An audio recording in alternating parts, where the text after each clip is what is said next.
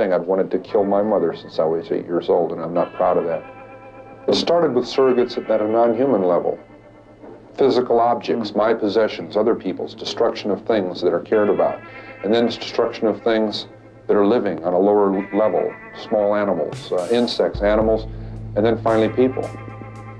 It started coming to a head again, so I went back down, I ran away back down there.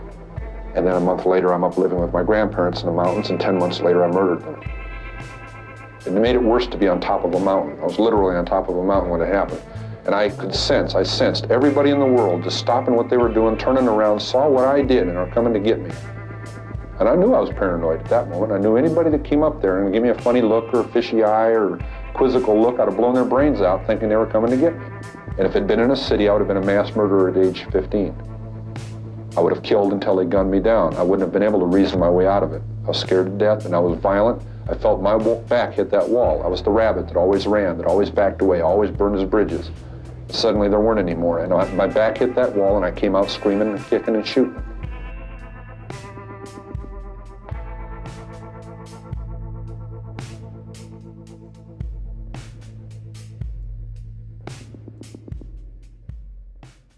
Signs that a child could become a psychopath.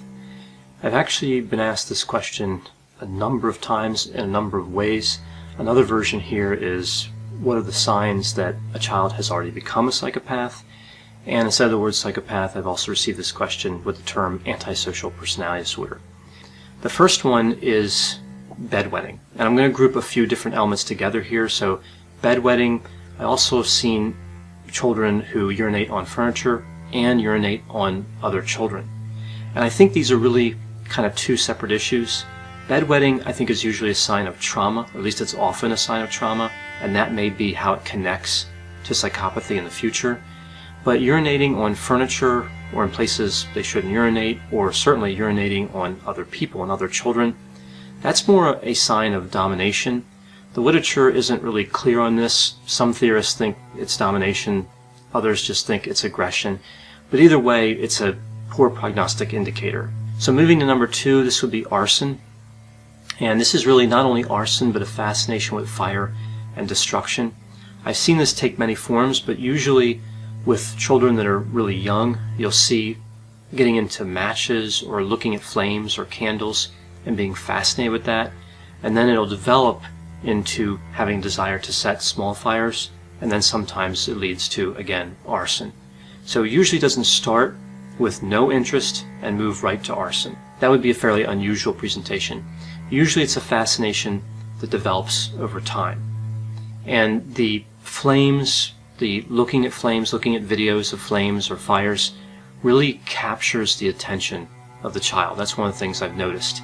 It's not something they can really be distracted from usually too easily. There's a genuine interest in flames and destruction and the power of fire. So the third sign is hurting small animals. Sometimes we see this referred to as torturing or killing small animals. And this one's particularly disturbing. Of all these signs, this one really stands out as a particularly poor prognostic indicator.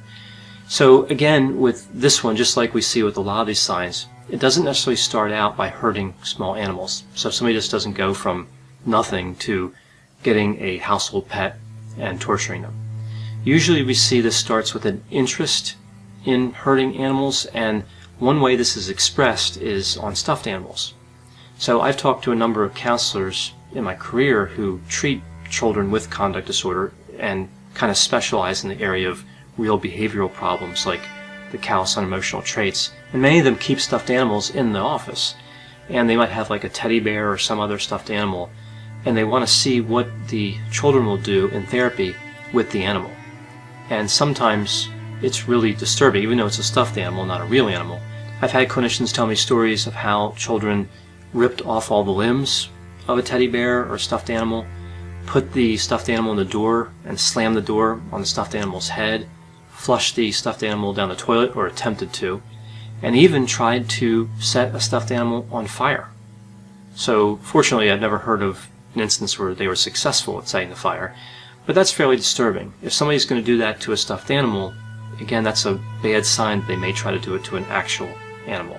Now, this hurting small animal sign is one of those signs that a lot of times we see when a child comes in for counseling, because this is an indication that pushes parents kind of over the edge. So if the family cat or dog was hurt by a child in the household, that is a moment when parents would oftentimes seek counseling for a child.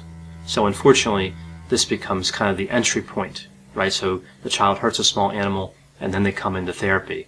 So we don't necessarily see the child before that in a lot of cases. Now, this isn't something that all children with callous unemotional traits do. Again, it's just a sign, it's just an associated feature that we see with callous unemotional traits. Now, the fourth sign or risk factor here is cheating friends, enemies, and individuals who are neutral to the child. So what do I mean by this? Now, with children, we usually don't see fraud or manipulation at the level we would see with an adult, but sometimes we'll see stealing money or stealing toys. So if you think about this and you think of normal child behavior, you think, well, maybe some children would steal toys from other children. This isn't particularly shocking or unusual. But what strikes me with this particular sign is really the cheating or stealing from friends, enemies, and from people that would be neutral. Like, that's the distinction.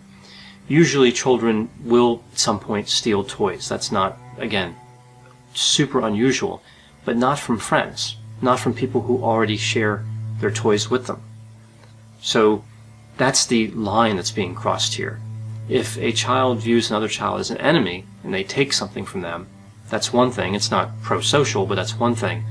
But to take toys or other material goods from a friend, that's what really seems unusual to me, and that's really what has a stronger connection to psychopathy. Not recognizing when somebody's an ally, an enemy, or neutral, having no recognition for that boundary, and then just crossing that boundary. Now, the fifth sign really usually applies to children that are a little younger, maybe even as young as 3 or 4 years old, but it can, of course, apply to children a little older as well. And this is ignoring another child who is crying. This is a bad prognostic indicator. One of the theories here is that children who have psychopathic tendencies or traits or callous unemotional traits can't recognize distress in faces. So if they see that another child is crying, they're not going to react to that. That's not something they recognize as being problematic. And the reason that this sign tends to matter, I think, is because we believe that this inability to recognize distress in faces leads to aggression. So one of the things about someone who has a fearful expression or who's crying, in a sense, it can be a sign of submission. It can be a sign that somebody's not a threat to you. But if somebody can't see that sign, if a child can't recognize that another child is trying to move away from a fight or submit, then the child with the callous unemotional traits is more likely to attack. So this really results in a problem where they don't recognize who's trying to dominate them and who's trying to submit to them. They look at everybody as potentially threatening. So again, I'm kind of starting here with ignoring a child who's crying and moving to potential attacks, but that's really what we worry about with this particular sign, as I indicated. The sixth sign is being dominant with an authority figure. So let me give some examples of this. One of the most distressing or alarming symptoms or signs connected with this risk factor is attacking a teacher. If we look at the research literature, we see that when a child commits crimes, like an adolescent commits crimes, and they look back at the history of that child, most of the time they see some sort of incident that involves somebody being dominant with an authority figure, and a lot of times that comes in the form of attacking a school teacher. So this really kind of breaks from the conventional thinking that a child would be kind of afraid to attack a teacher or would submit. Instead, we see a child trying to dominate. I've also seen this with children who attack police officers. Again, that's a poor prognostic indicator. I would say it's a bad sign if a child attacks anyone, regardless of whether that individual is an authority figure or not. But on top of this, what really worries me is when there's a weapon used. So it's one thing to impulsively attack or try to dominate somebody. That's problematic. But to use a weapon kind of shows planning and an intent to really do a lot of damage and potentially lethal damage. So that's even more worrisome when you add the weapon onto the attack. Also, if the attack is unprovoked, that just adds more alarm to that particular sign. So number 7, the 7th sign that a child could eventually be a psychopath, would be committing a crime alone. A lot of times we see that children do commit crimes. It's relatively common, but it's peer pressure that's involved. So they get together with other children and the worry about consequences decreases, they take more chances, and they commit some sort of crime. Or there's an excitement element tied to it. They want to do something together that's exciting. But when we see children that commit crimes alone, that's a particularly worrisome indicator. Now, kind of tied to this around criminality, I also see that when children get together, sometimes they fantasize about crime. Like they'll see these different movies about a jewel heist, for example, or a bank robbery. And they'll start to plan out the crime, like can they break into the museum or the bank or whatever at night and steal this high-value object.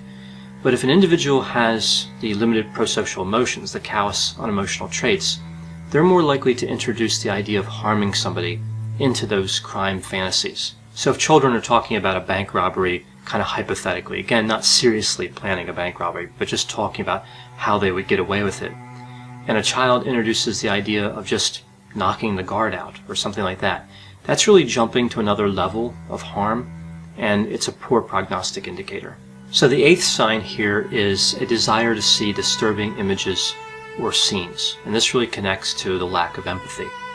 So if there is an article about a car accident, like in a newspaper or online, and a child accesses that, they may be disappointed because they couldn't see the bodies. They couldn't see the dead bodies in the car accident or the injured bodies.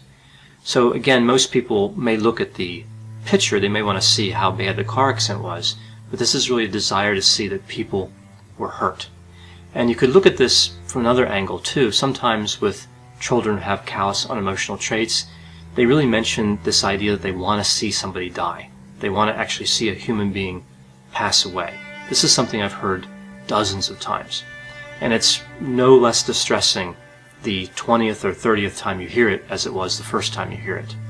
And what's interesting about this is the child doesn't always want to be the cause of the death, but they just want to see the death. Now sometimes they do want to cause the death, and this only magnifies the worry even more. This is really probably one of the most disturbing elements that we see with the callous unemotional traits. When a child says to you as a counselor that they want to cause someone's death because they want to see it take place. So it's disturbing no matter what the reason would be, but for whatever reason, for me anyway, that just strikes me as particularly disturbing. This one is frightening and a very poor prognostic indicator. So moving to number 9, this one is about how sometimes children can be fearless with consequences. So one thing we see with callous unemotional traits is that children aren't afraid of timeouts, they're not afraid of punishment, and they're not even afraid of physical pain. So it's related to fearless dominance, which is a characteristic of psychopathy. We also see that after the punishment, they resume the bad behavior almost immediately. So it's really like the punishment, the consequences just don't matter at all. Now what's interesting about this sign though is a lot of times when this is present, a child will still be motivated by reward. So they're not afraid of punishment, but they're still motivated by reward. So it sets up kind of an interesting dynamic when trying to lay out behavioral plans that will help a child move away from callous unemotional traits. The 10th sign is when a child bullies other children. And what's particularly notable here with this one is when there's a desire for the child to create fear in another child. So it's not about just taking something from them, but when a child really wants another person to fear them. And what I find interesting here is, again, we see a deficit in the ability to recognize fear, but that doesn't mean that a child doesn't know that fear exists as a construct. So the last sign, the 11th sign, that a child could potentially become a psychopath is poor parenting. And we see this over and over in the research literature. Cold parenting, having negative reactions to a child when they disclose something, failing to provide a child positive feedback, or being highly critical. And I think as well neglect, any type of neglect and abuse we know is connected to psychopathy. Now what's interesting here is if you look at some of the horrible things that sometimes parents do, it becomes understandable like psychopathy, children developing into psychopaths eventually, becomes understandable. Now, I won't go through some of the things I've seen here because there's too much. But some of the traumatic events, you really just look at the horror behind what children have to endure at the hands of some bad parents, criminally bad parents. You wonder how they could become anything else but psychopathic. It makes sense that a child would become cold and distant and try to have feelings be removed from them, be detached from feelings, and not develop empathy. So with all this talk about how children can develop psychopathic traits, callous unemotional traits, and eventually develop psychopathy, is there any hope? Does treatment tend to work? Well, we know that there is some success that has been demonstrated with treatment. So treatment's always a good option, and the earlier, the better. We know that recovery may be possible, although many clinicians believe that the type of recovery is really simply an adjustment. So a child who develops into a psychopath may not be an active psychopath in terms of criminality. They may learn to adjust to society's norms.